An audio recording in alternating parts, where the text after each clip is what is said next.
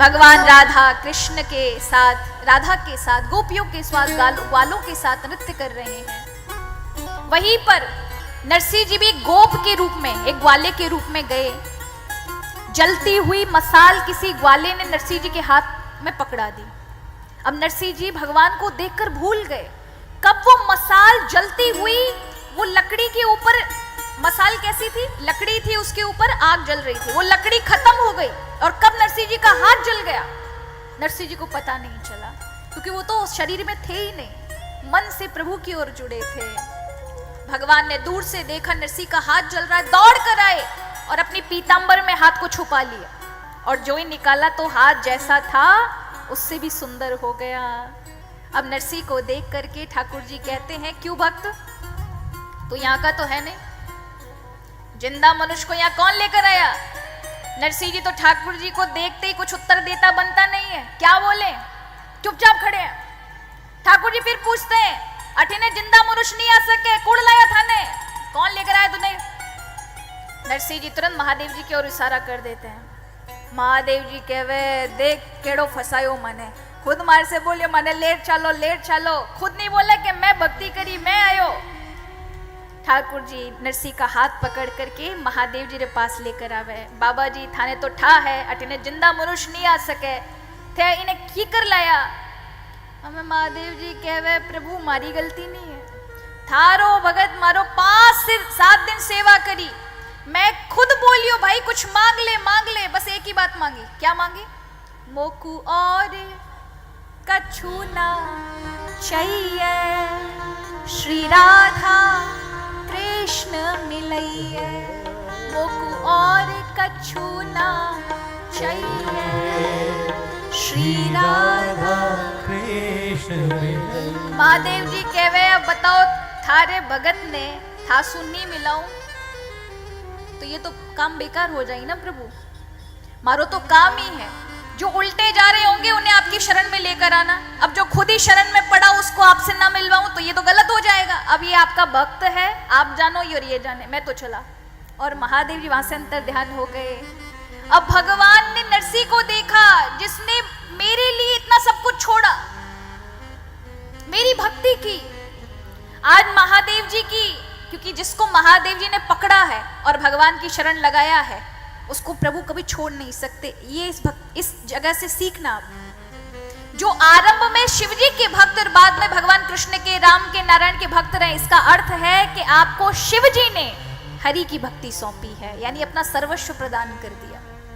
शिव और विष्णु भगवान में अंतर नहीं है, दोनों एक ही रूप है, किंतु इस संसार में केवल ये 2 ही देवता हैं जो आपको मुक्ति प्रदान कर सकते हैं, संसार के आवागमन के चक्र से छुड़ा सकते हैं। बाकी और कोई देव शक्ति इत्यादि में महाराज ये नहीं है। हाँ, माँ भगवती को अगर कहें तो देवी विष्णु और शिव का स्वरूप है, इसलिए उनमें कोई अंतर नहीं है, चाहे वो शिव है चाहे विष्णु, दोनों ही कह सकते हो।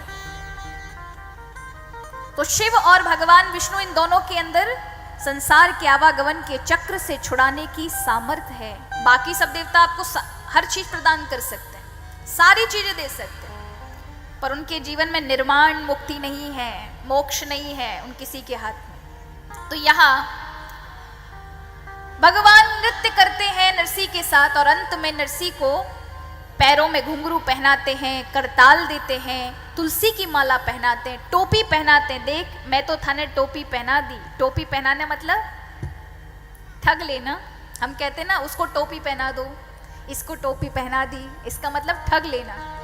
तो भगवान कहते, देखो मैंने तो तुझे ठग लिया क्योंकि तू मेरा हो गया, अब मैंने तुझे टोपी पहनाई है इसलिए तू किसी को मत ठगना। नरसिंह कहते, प्रभु ये जितने भी विकार है सब संसारियों के होते और मैं तो संसार से आ गया, अब मुझे क्या ही किसी को ठगना है। प्रभु कहते, नहीं नरसिंह, अभी तो तुम्हें फिर से संसार में जाना पड़ेगा, क्योंकि कर्म प्रारब्ध को मैं मिटाना नहीं चाहता।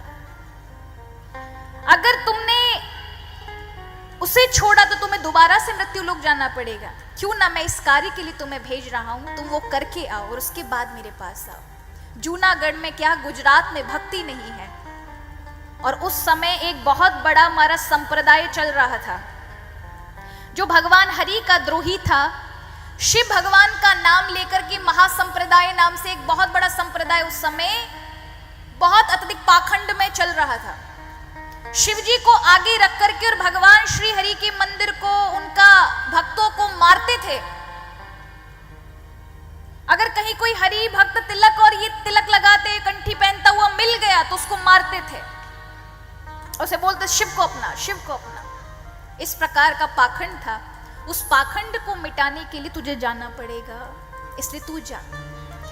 और कहा कभी मेरी जरूरत पड़े तो ये केदारा राग है, तू जद भी गावेला मैं कद भी होसी, कठे भी होसी, थारे पासे आ जाओ। ये समझिए, हॉट नंबर दिया भगवान ने, हॉटलाइन वाला नंबर, पर्सनल नंबर।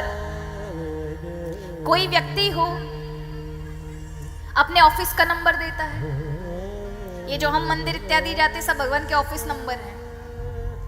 नरसी ऐसा था जिसको भगवान ने अपना पर्सनल नंबर दिया। कोई आप अच्छे डॉक्टर के पास जाओ, डॉक्टर आपको देख करके बड़ा खुश हो जाए और वो ये कहे कि कोई बात नहीं, आप कभी भी मुझे कांटेक्ट कर लेना, ये लीजिए मेरा नंबर। वो आपका उदार भाव स्वभाव को देख करके उसने दे दिया, और आप हर खांसी जुकाम में उसको बार बार कॉल करो। बेटे को खांसी हो गई, अरे रात के 12 बजे, अरे डॉक्टर का नंबर है ना।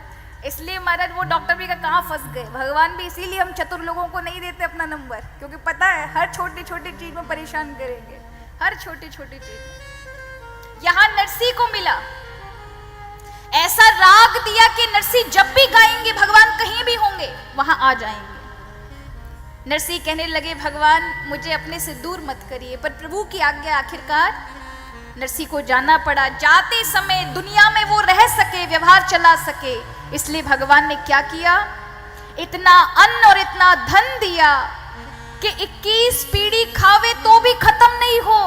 इतना अन्न और इतना धन भगवान ने दिया और एक मोटे चौक की हवेली दी।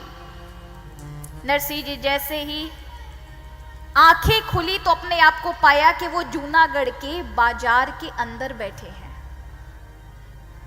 और जैसे ही उन्होंने देखा, पृथ्वी को चूमा, सिर से प्रणाम किया, उठे। भगवान ने इतना सारा धन साम्राज्य दिया है, उसमें प्रवेश करने से पहले जिसके कारण भगवान मिले हैं उनको तो जाकर प्रणाम कराऊं। अब आपको मैं पूछती हूं, किन के कारण भगवान मिले? भौजाई के कारण। कई बार बुरे लोग आ जाते हैं ना जीवन में महाराज, वो तकलीफ देते हैं ना, वो तकलीफ हमको बहुत आगे तक लेके जाती है। फिर कभी पीछे मुड़ के अपने भूतकाल को देखना, अगर वो लोग आपको दुख नहीं देते तो आज आप यहाँ हैं, वहां नहीं होते। आज नरसिंह जी जाते हैं भौजाई के पास, और भौजाई रे पास से जार महाराज प्रणाम करे। यहाँ गांव वाले तो ऐसे ही थे महाराज, दुष्ट प्रवृत्ति के, भक्ति तो थी नहीं। तो नरसिंह जी की भौजाई के पास जाके कहते, ओ थारो देवर आ रही है और केड़ो गैलो बनन आ रही हो, पागल बनन आ रही हो। तुलसी री माला ने हाथ में झंझा मजीरा करताला टोपियां ने कई कई ले रही है। हम मैं भौजाई कहवे देखूं उनरा नाटक, पता है कि ऐसे घर में नहीं रखे तो कम से कम बाबाजी बनन चलूं, तो उन्हें राखनो पड़ी। आंदो मैं घर में घुसने ही नहीं दूं। और महाराज भौजाई देहरी माते खड़ी हुईगी घर के बाहर। जैसे ही नरसिंह आके प्रणाम करे, भौजाई जी प्रणाम, थारे वास्ते माने भगवान। घर के अंदर नहीं घुसना, नाटक करना आ रही है कि ऐसे तो घुसाएंगे नहीं, चलो बाबा जी बनन जाऊं, इज्जत ने दाग लगा दूं, तो एन वास्ते मैं घर में नहीं घुसो, निकल जा मारे घर सू। नरसिंह जी कहवे, भौजाई जी थारे घर रे वास्ते नहीं आया, मैं तो थाने प्रणाम करने वास्ते आया हूं, थारे कारण माने भगवान मिल गया। अब मैं भौजाई कहवे मंगल बृहस्पति सोमवार सारा व्रत करूं, माने आज तक नहीं मिलियो।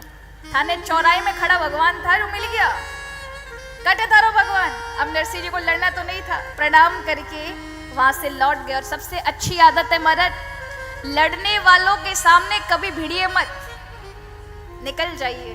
अगर आप लड़ने बैठो तो लड़ने के लिए प्रारब्ध के बस खड़े ही हैं, आपका कार्य है।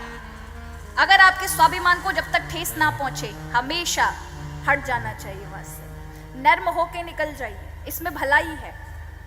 बजाय आप अपने मन को दुखाएं, उससे लड़ें, क्योंकि आप 4 बोलेंगे वो 8 सुनाएगा, और आप 8 पर आएंगे वो 16 पर, और वो कैसा हो जाएगा? वो सुरसा की तरह हो जाएगा, हनुमान जी बन जाएगी।